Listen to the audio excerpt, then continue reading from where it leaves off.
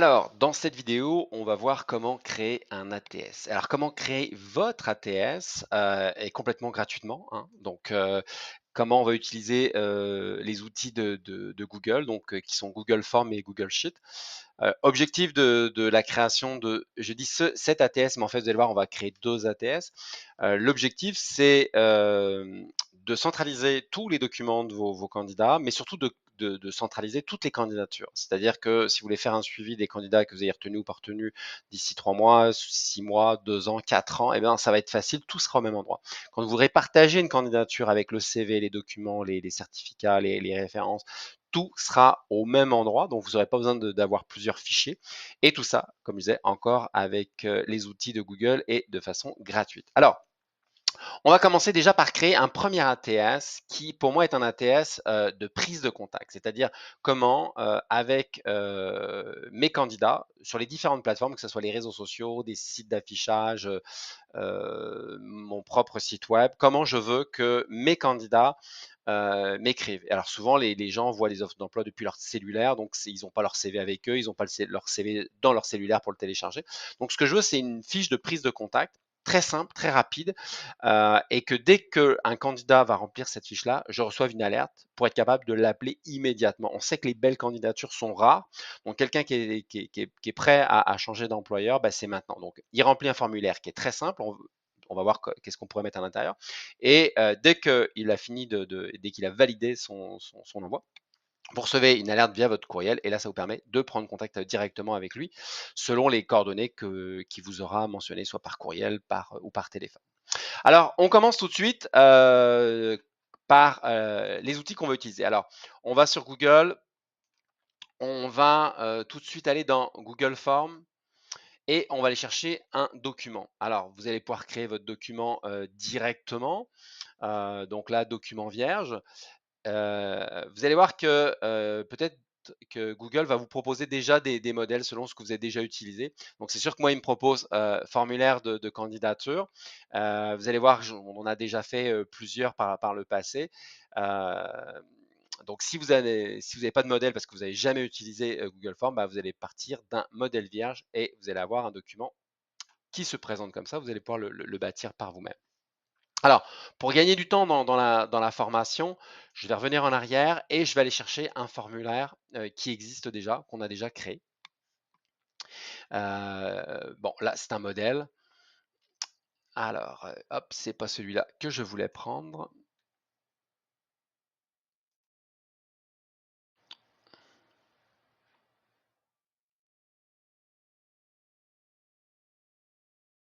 Alors, je vais créer directement un formulaire.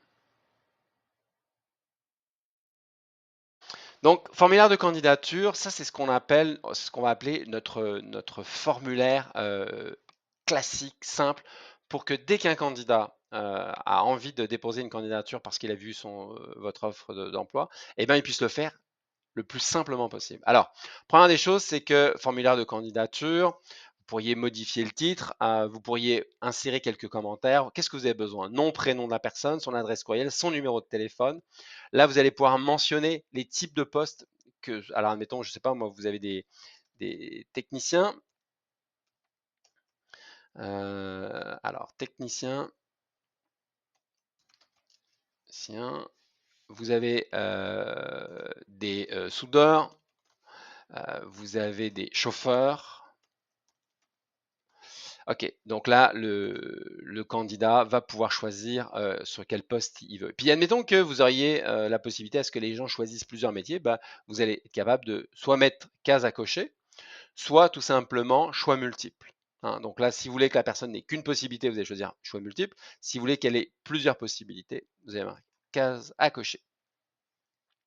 Là, on demande le CV, bah, vous pourriez, mais vous n'êtes pas obligé de le mettre en question obligatoire parce que si la personne, comme je disais, n'a pas son CV sur téléphone, bah, malheureusement, vous pourriez perdre sa candidature du fait qu'elle ne va pas pouvoir finaliser son inscription elle va pas le faire. Donc, dans une première approche, un formulaire de contact, c'est ce qu'on vous proposerait de mettre.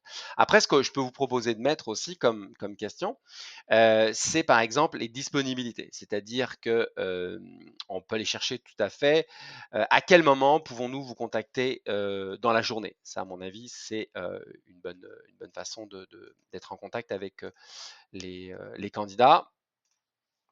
Donc, hop, à quel moment de la journée pouvons-nous vous contacter? Et là, vous allez marquer réponse courte, ce qui fait que le candidat, puis vous pourriez mettre obligatoire. Ça, comme ça, vous savez exactement ce que la personne veut. Si vous êtes une entreprise avec plusieurs points de service et autres, ben, peut-être mentionner les différents sites sur lesquels vous avez des recrutements. Je prends un exemple, vous êtes amené à recruter, vous souhaitez, alors vous souhaitez un poste pour quelle ville, par exemple. Et donc là, on va marquer, je sais pas moi, Québec, Montréal. Vous avez des bureaux, je sais pas moi, à Sherbrooke, et ainsi de suite. Vous pourriez mettre ça. Donc là, et là encore, vous allez donner la possibilité, choix multiple, case à cocher si la personne est ouverte sur plusieurs postes, et mettre ça en obligatoire. Ça, c'est des choses qui se remplissent très très rapidement. Qu'est-ce qu'il y a d'autre que vous pourriez demander aux candidats dans une première approche, on est d'accord? Euh, c'est ses années d'expérience, par exemple. Hop, on veut savoir le nombre d'années d'expérience qu'il a, parce que c'est sûr que si la personne a pas mal d'années d'expérience, bah, on veut peut-être être plus réactif, même si j'ai envie de dire, il faudrait être réactif pour tous les candidats, là, parce qu'ils sont rares. Donc, nombre d'années d'expérience, alors on va marquer nombre d'années d'expérience. Puis là, on va marquer 1 à 3 ans, 3 à 5 ans, 5 à 10 ans, plus de 10 ans. Ok, puis là encore, on va mettre ça obligatoire. Puis ce qu'on pourrait faire, c'est monter cette question-là un petit peu plus haut. Donc la personne, elle nous a dit c'est son métier. Et on lui demande tout de suite le nombre d'années d'expérience qu'elle a. Et on pourrait là aussi cocher obligatoire. Voilà, donc là, on a tout ça. Une fois qu'on a fait ça, on peut mettre tout simplement un petit texte pour remercier la personne. Donc là, c'est merci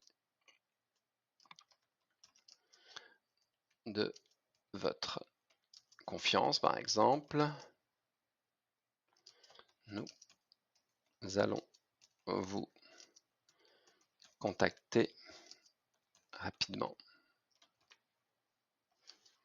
Alors, nous allons vous contacter rapidement, nous allons faire un suivi de votre candidature et autres. Bon, donc là, on était dans le contenu du formulaire, puis vous allez pouvoir le bonifier selon vous.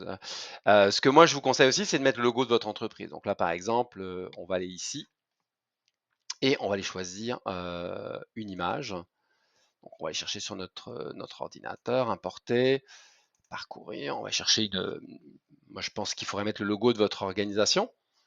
Donc là, par exemple, ici, hop, on va essayer de voir ce que ça donne. Alors oui, c'est vrai que parfois le logo peut être un peu trop gros par rapport à ça. Bon, bah, à la limite, on va le faire comme ça. Parfait. Hop, et dans le formulaire, eh bien, ça. On va essayer de mettre peut-être le formulaire, vous voyez, il le met automatiquement à peu près à la couleur de l'organisation. Bah, je pense que là, on a fait pas mal un tour par rapport à notre formulaire. Les réponses, bah, pour l'instant, il n'y en a pas, mais quand vous allez avoir des réponses, il y aura un shift qui va se mettre ici et vous pourrez exporter, on le verra tout à l'heure, directement vos réponses vers un Google Sheet, ce qui vous permettra de créer votre fichier et surtout de suivre vos candidatures. Les paramètres, alors ça, c'est important. Est-ce que vous voulez convertir ce questionnaire en forme de notation? Non, pas besoin, mais si vous pourriez dire, bah, Si la personne, je sais pas moi, elle est soudeur, elle a plus de 10 ans d'expérience, bah, ça amène un nombre de points, donc ce qui fait qu'il ressort plus dans mon formulaire par la suite. Les réponses, alors on veut collecter les adresses courriel, oui, mais c'est pas la peine de le mentionner ici parce qu'on l'a déjà fait tout à l'heure. Est-ce qu'on autorise la personne à venir modifier ses réponses? Pourquoi pas, on peut le faire. Là, on veut, est-ce que c'est un accès limité uniquement aux membres de l'organisation? Non, bien sûr, parce qu'on veut aussi que ce soit des gens de l'extérieur. Limité à une réponse. C'est-à-dire que si la personne si vous faites ça, vous imposez à la personne d'utiliser son compte Google. Et si la personne n'a pas d'adresse Gmail, ça ne marche pas. Donc moi, je vous recommande de ne pas le faire. Présentation, là c'est important, c'est qu'on va être capable de mettre un message. Une fois que la personne a fini son questionnaire, elle va recevoir immédiatement une réponse automatique derrière. Donc là, donc là le texte est en anglais, mais on va le modifier. On pourrait aller chercher tout à fait un petit message en disant bah, merci de votre confiance, vous allez recevoir une réponse dans les prochains jours. Alors, admettons, qu'est-ce qu'on pourrait prendre? Je vais mettre ici. Alors, votre candidature a bien été enregistrée. Nous allons vous contacter dans les meilleurs délais. Là, on va marquer l'équipe RH et n'hésitez pas à visiter notre site web pour en savoir plus sur notre culture d'entreprise. Et là, vous pourriez mettre le lien de, par exemple, votre site ou une page spécifique sur laquelle vous voulez renvoyer les candidats vers, par exemple, vos avantages sociaux ou autres. OK. Et on n'oublie pas de faire enregistrer parce que sinon votre texte ne sera pas envoyé. Ça, c'est bon. Afficher le lien pour envoyer une autre réponse, oui, si la personne veut modifier, paramètres, ça, c'est bon. Donc là, on a fait ce qu'il fallait. Et ce qu'on va faire en plus, on va être dans réponse. Ici, on va dans les 3 petits points. Et on veut recevoir une notification dès qu'une personne ajoute une réponse. Donc, ça veut dire que dès que la personne va s'inscrire, je vais recevoir une alerte. Là, je peux faire envoyer. Là, je vais aller chercher, par exemple, le lien qui emmène vers ce document-là. Donc là, je vais le faire en raccourci URL, ce qui est plus facile. Je vais le copier. Et ben là, si je voulais tout simplement le tester, hein, je pourrais aller sur une autre page. Je vais coller ça. Et je vais recevoir directement. J'arrive là. Donc là, je pourrais remplir. Admettons, je vais faire le test.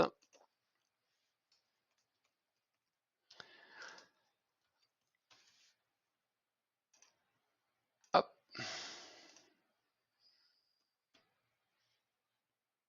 Parfait. Je veux un poste de technicien et de soudeur. Je peux faire les deux. J'ai 3 ans d'expérience. J'ai pas mon CV, donc je suis pas obligé de le joindre. À quel moment on peut vous contacter?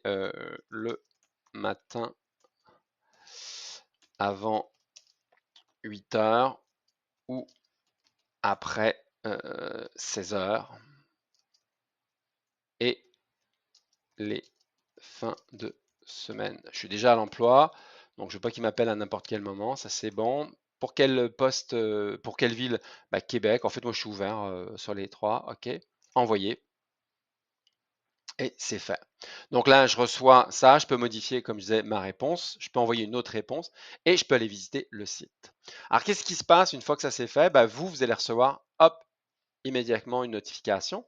Donc là, vous avez une réponse, on sait. Vous avez le candidat qui est ici et vous avez son numéro de téléphone, vous pouvez tout de suite l'appeler. C'est aussi simple que ça. Et vous pourriez repartager aussi cette. Donc là, on voit par exemple que dans les candidatures que j'ai une personne qui peut répondre à un poste de technicien ou de soudeur.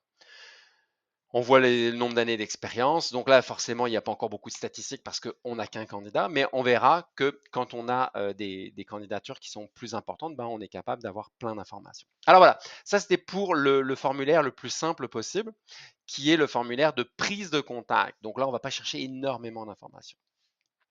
Maintenant, on va retourner sur ce même formulaire. Donc là, je reviens ici. Et je vais décider de faire un formulaire. Donc là, je vais faire un formulaire qui soit plus étoffé. Donc là, je vais faire une copie de ce formulaire-là. Et là, je vais marquer formulaire de candidature avec demande de documents.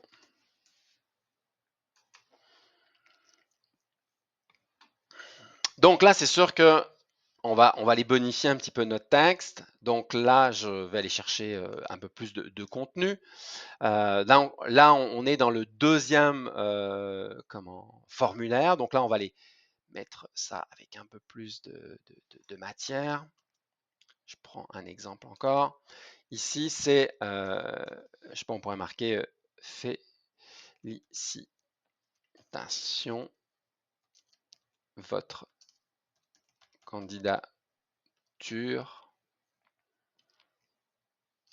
a retenu toute notre attention et nous souhaitons continuer processus avec vous. Alors bien sûr, ce que je vous donne comme information, c'est vraiment comme exemple. Alors là, je vais aller coller un petit texte. Bonjour, heureux de faire votre connaissance. Dans le cadre de vos candidatures au sein de l'organisation, nous aimerions en savoir plus sur vous, blabla. Votre inscription va prendre moins de 5 minutes. Votre inscription sera réalisée, OK. Dernier point, conservez bien précisément le lien, encore, parce que si vous voulez mettre à jour quelque chose. Donc là, on revient à la même chose. On va leur demander son nom, son adresse courriel, numéro de téléphone. Là encore, on va aller rajouter les métiers. Les expériences, on peut aussi les mettre. Là, par contre, forcément, le CV, on va lui demander qu'il soit obligatoire. On peut aussi ajouter d'autres demandes. Donc là, par exemple, si je vais chercher dans des exemples les autres demandes qu'on pourrait avoir, alors je vais aller chercher des exemples que j'ai. Ce qu'on pourrait lui demander, par exemple, pour récupérer, bon, bien sûr, son CV, si vous voulez une lettre de motivation, si vous voulez des références, si vous souhaitez des diplômes, des permis, des certificats X ou Y, vous allez être capable. Puis pour des personnes qui ne seraient pas de citoyenneté ou de nationalité canadienne, leur visa, comme quoi ils ont un visa de travail disponible. Alors, comment on fait, par exemple, si je veux aller chercher des diplômes, je veux que la personne m'envoie son diplôme et c'est son comment. Là, on va marquer diplôme. Merci de me joindre votre, admettons, votre diplôme. Et là, on modifie. On va ici chercher importer un fichier. Et donc là, en fait, on va être capable, continuer. Merci de joindre votre diplôme. Là, on demande que la personne puisse mettre un document, maximum 5, si votre, je peux modifier la phrase, votre ou vos diplômes, ça.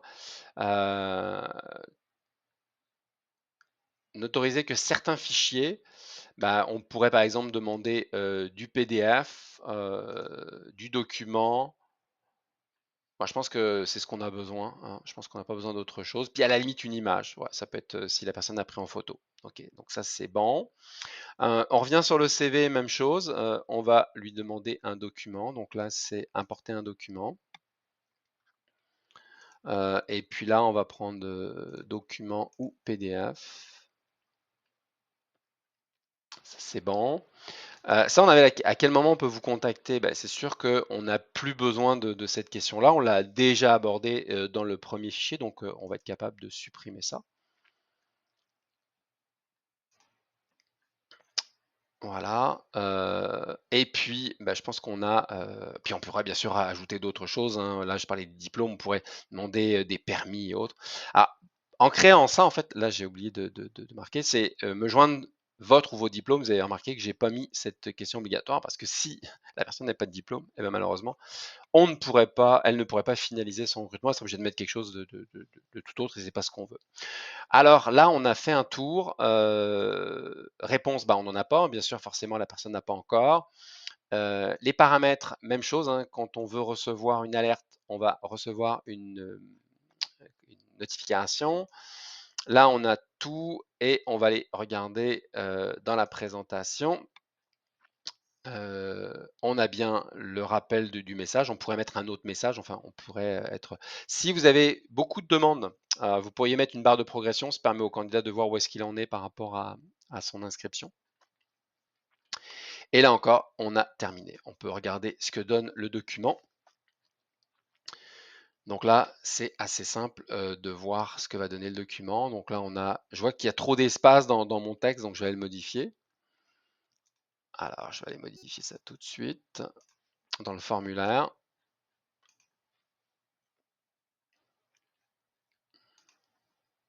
Comme j'ai fait un copier de texte pour gagner du temps, peut-être que ça a un peu bogué la présentation. Hop. Je vais mettre ça comme ça.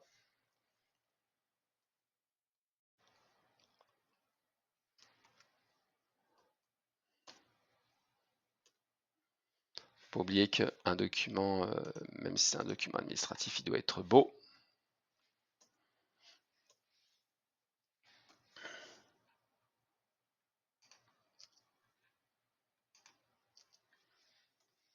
Hop, je vais voir ce que ça donne en remettant ça de cette façon-là.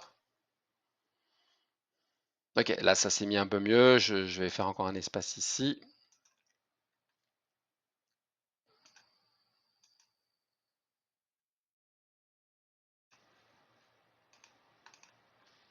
Et on devrait avoir quelque chose qui est pas mal.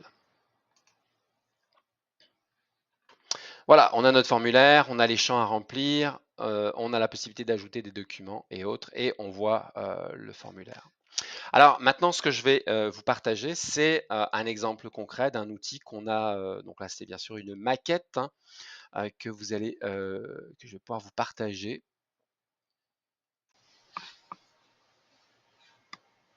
Alors voilà ce que donne ou ce que donnera votre fichier avec le temps. Donc là, on a un exemple, hein, c'est un fichier modèle où les candidatures, on peut les retrouver, donc nom, prénom, adresse. On voit aussi la date, hein, donc à quel moment les candidats ont déposé. Donc là, on voit que le fichier remonte au 17 février 2022.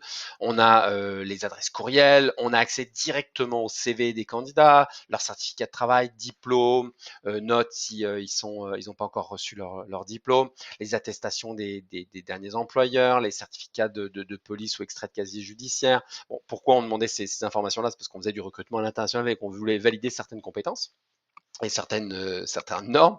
Bien sûr, si on veut le permis de conduire, on va l'avoir, le passeport si on en a besoin, les coordonnées des références, justificatif d'aptitude médicale et ainsi de suite. Et donc tout ça, ce qui est en gris, c'est les questions que vous avez posées dans votre formulaire. Donc si même avec le temps, vous voulez rajouter une question, bah, elle va tout simplement se rajouter dans votre formulaire. Donc il y a une nouvelle colonne qui va se créer automatiquement. Puis vous allez pouvoir créer après vos colonnes de suivi. Donc une colonne pour le recruteur, savoir si on a retenu ou pas la candidature, le statut de la candidature, et les commentaires, donc si vous l'embauchez ou vous la retenez pas ou que le candidat a refusé votre offre. Ce qui vous permet par la suite de faire des tris. Par exemple, je veux toutes les candidatures en cours, je veux les non retenus, je veux les retenus, et puis le statut qui va avec. On peut faire aussi des tris. Je veux envoyer un courriel à toutes les entreprises, à tous les candidats qui ont déposé leur candidature depuis telle date pour savoir où est-ce qu'ils en sont. Ben, je vais être capable de sélectionner les candidatures. Comme je disais tout à l'heure, du fait que tout est stocké sur votre drive et que c'est stocké automatiquement, je ne me pose même pas la question. Ça va sur le drive de mon drive, donc le drive de l'entreprise, et je vais être capable de gérer les CV. Par exemple, le gestionnaire qui a accès lui aussi à votre fichier peut aller voir pour le candidat 25 son CV. Il a juste à cliquer dessus et son CV va apparaître immédiatement. Donc c'est facile, vous n'avez même pas à lui retransmettre des documents, tout est stocké au même endroit. Voilà, ça c'est accès à son CV, tout simplement. Donc on revient au formulaire. On l'a vu tout à l'heure, hein, j'ai créé deux ATS, un premier qui est un ATS qui est court, prise de contact, et un deuxième qui est plus complexe avec tous les outils. Et si on veut pas avoir à gérer deux Google Sheets, donc deux fichiers Excel, en fait on peut tout simplement, lorsqu'on crée, par exemple ça c'était notre premier formulaire, on a déjà une réponse, hein, on l'a vu tout à l'heure quand je l'ai fait. Là c'est le deuxième formulaire. Et bien, dans mon deuxième formulaire, si je reviens un peu en arrière, je veux le modifier par exemple. Hop là, je vais retourner dans mes. Je vais lui fermer la page. Je vais retourner dans mon Google Sheet, mon Google Form, excusez-moi, et je vais aller chercher le dernier formulaire que j'ai fait.